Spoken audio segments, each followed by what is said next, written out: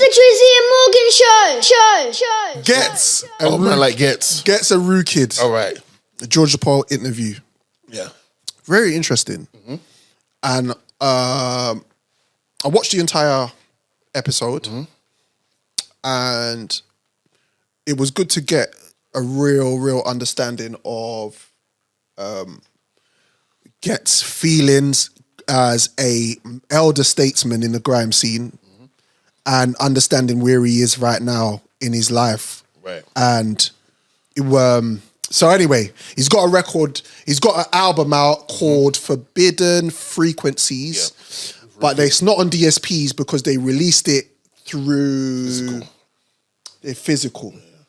So when I went online, they showed you that you get a chip, and I think you had to go to their show to get that, pay for a ticket, and Show then looked good, by the way. Yeah, it looked good.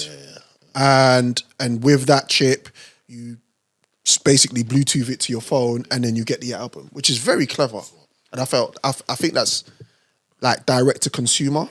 I feel like that's a good way of, making the maximum profit off your likeness. He spoke about him starting off as a producer. I didn't really realize he was a producer first, which is interesting. And I think a lot of artists are like that. They like they make music and then basically just start rhyming because maybe they don't have an artist there, and then I got a vibe for this. And he turned into an incredible artist. Yeah. They were talking about lyricism, and obviously Ghetts is really prime. Yeah, he's into the wordplay, which is one of the reasons why I rate him so highly as one of the top guys. Do you feel like he gets the respect he deserves? I think it's starting to now. I don't think before. Yeah. I think before, when he was ghetto, nah. Yeah. He just was like, he can spit. Yeah. And like when it comes to battling, then yeah. He used to get, I think when he was ghetto, he was getting more flowers for being the battle guy who you just don't want to clash with because he will duppy your dance. Yeah. And you might get punched in the face as well. Right. He had that look about him, man. I saw a video of him. I don't know who was filming it. He was in a chicken one of them kebab shops. Right. And the Donny behind had his chips in his hand and the salt.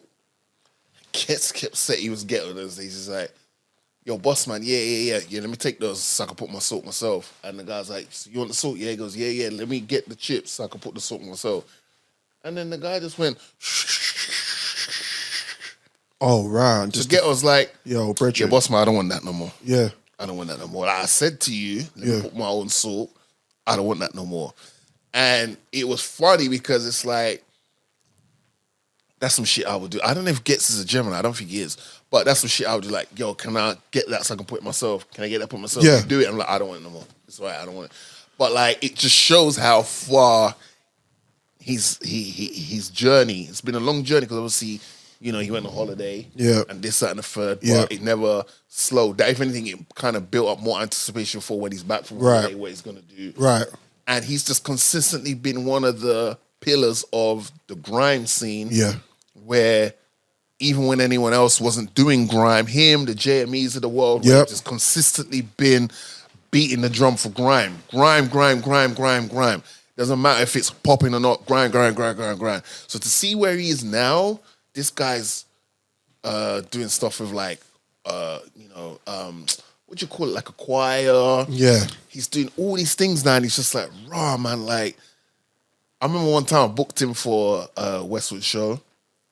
And him and I think Jammer was having their little back and tit forth. For tat. Yeah. And I booked both of them, but I didn't realize that was the thing. Right. So Jammer's on the mic spitting and Ghetts is in the corner and he's just like, it's almost like he's just rallying up the lyrics in his head. Yeah. But you could cut the tension with a knife. It was calm.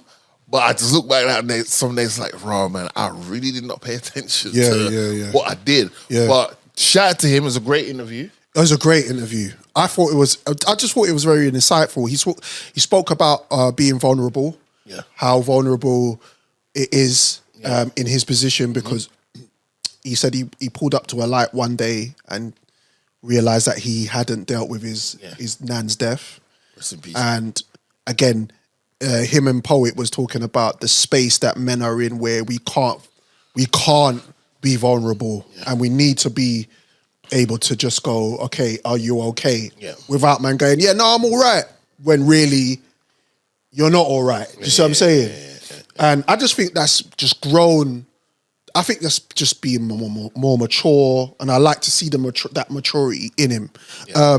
He also spoke about how the industry is highly sexualized, and the battles he has spiritually.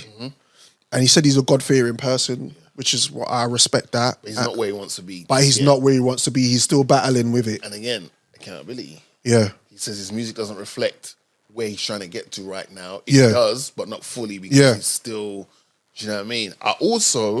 I liked, this was an interesting thing that he brought up in the interview. Sometimes I don't want to put myself in places.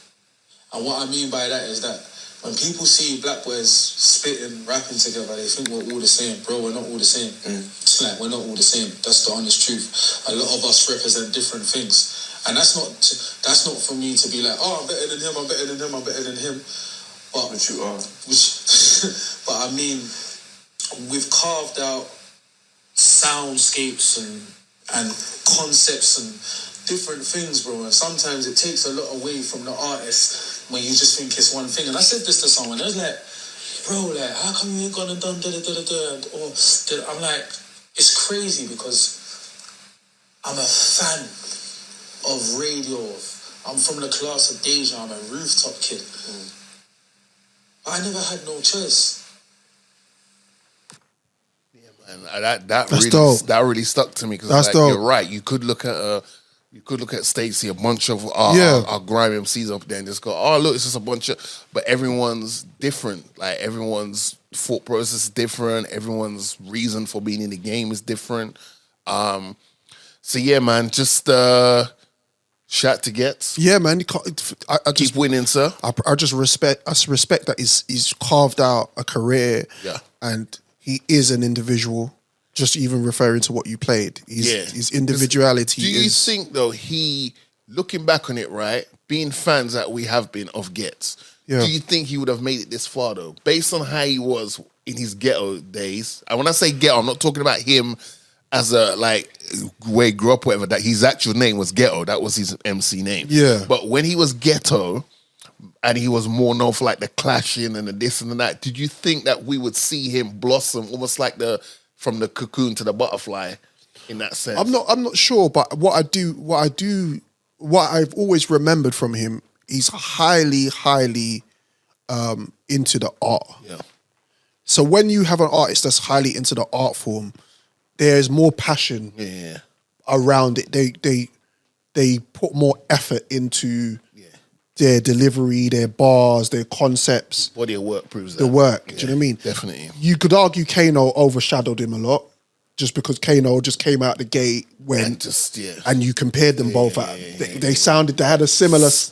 George said it, like, you were like the aggressive Kano. Yes, 100%. Because lyrically, 100%. there's not that much difference. They have that same diction, they have the same cadence. And they can just in and out on a beat. And the way, 100%.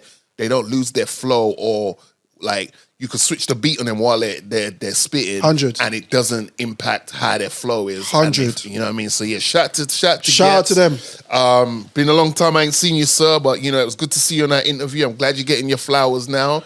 And I hope more people get their flowers.